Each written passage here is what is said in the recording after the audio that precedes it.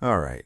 At one point in her career, Ashley Scoggin was playing basketball for the University of Nebraska. This is important because on that women's team was an assistant coach by the name of Chuck Love. Now, while she was there playing on the team, she entered into a sexual relationship with her assistant coach, Chuck Love.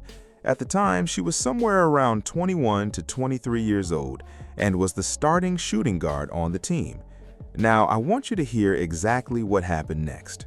Ago, Nebraska basketball player Ashley Scoggin filed a lawsuit against assistant coach Chuck Love, who's on the Nebraska women's basketball team, the head coach, the university, the Board of Regents, and a Title IX complaint over allegations of grooming, having an inappropriate relationship with a player, and how that relationship not only affected her stance on the women's basketball team, but her playing time. This lawsuit was actually filed in 2022, but he just admitted under oath in February that he did have a sexual relationship with a student.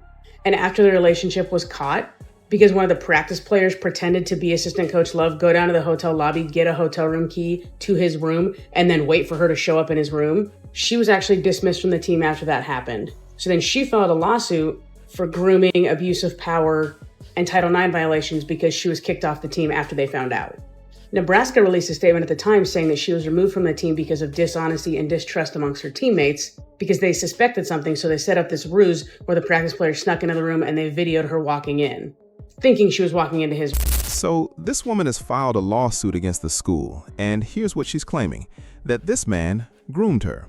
Now, when we talk about grooming, and this is something important to understand because I had to learn this myself, we typically associate grooming with minors and underage individuals.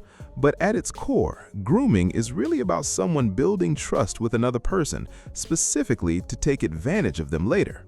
It usually involves creating a power imbalance, which is essentially leverage, and then isolating the person from anyone who could support them or call out what's happening. Remember when Bishop Eddie Long was accused of grooming those young men at New Birth Missionary Baptist Church? One of the central complaints was that he was deliberately isolating them from their families and keeping them emotionally dependent on him. Then, gradually, he would erode their personal boundaries until those lines completely disappeared. And this pattern can happen to anyone who is vulnerable to manipulation. When this happens to adults, they're referred to as vulnerable or at-risk adults. And brothers, pay close attention here because this applies directly to you. Power imbalances are everywhere. Employer and employee, coach and student athlete, mentor and mentee, doctor and patient, these are all high-risk environments. And here's the reality that needs to be said. When you are a man in a position of power or authority, especially as a black man, because a lot of people aren't used to seeing brothers in those positions, it is not uncommon for a woman to pursue you willingly and aggressively. She's bringing you food, showing up consistently, and making her intentions very clear. You didn't have to do anything, but the moment something goes wrong in that dynamic, the narrative can flip entirely. Suddenly, you groomed her, you took advantage of her, you used your position to manipulate her. This is played out in churches, in workplaces, in coaching environments, and the consequences are always severe.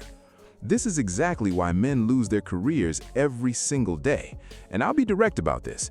If you are an older man, the woman is younger, and she happens to be white, she is going to win that case. Even if the relationship was completely consensual, even if she pursued you first, she is going to win, and you will never work in that field again.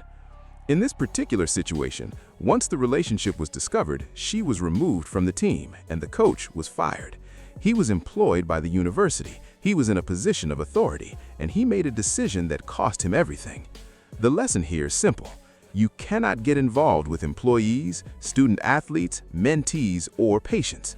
If someone who works under you or depends on you professionally starts showing interest, you do not see it. You look right through it, because the risk is never worth it. Some people will pursue access to your position and your resources, and the moment things don't work out the way they expected, the story changes. You have to understand the game and protect yourself accordingly.